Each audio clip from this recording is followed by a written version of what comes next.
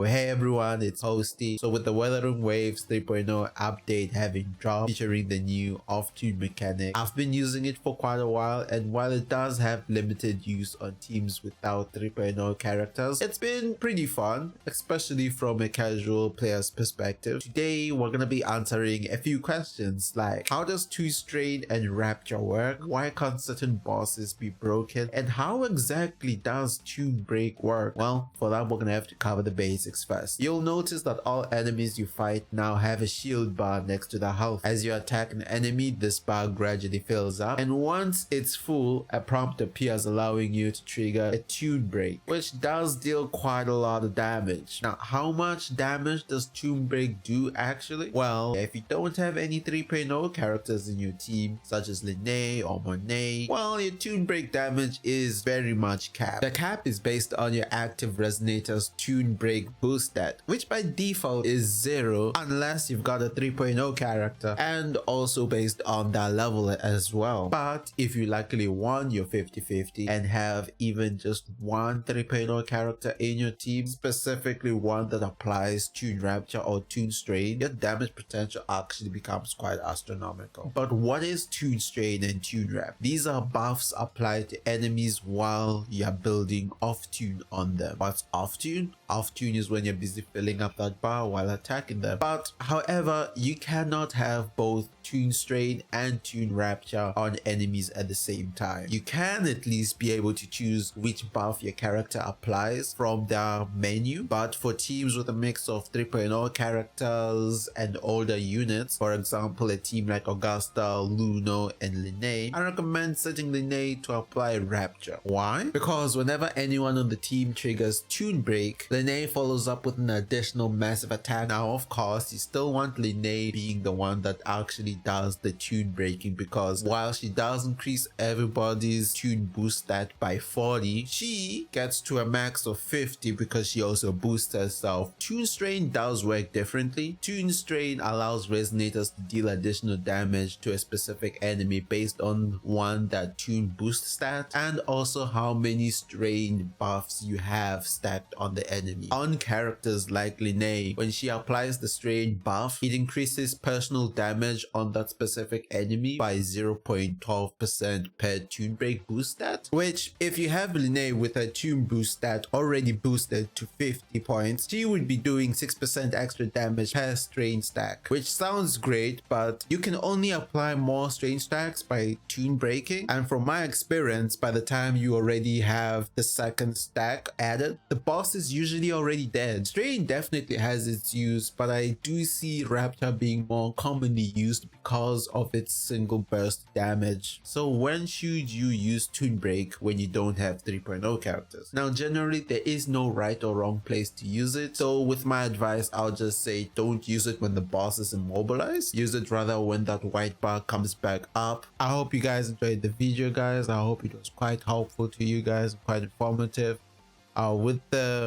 By the way, if you are worried about the HP inflation, here are two videos that I do recommend watching. One is by Saint Tonas, which was like 3 weeks ago by the time of this recording, and one which is much more recent. It's going to be by Canister. I do think they went pretty much into the details of the HP inflation.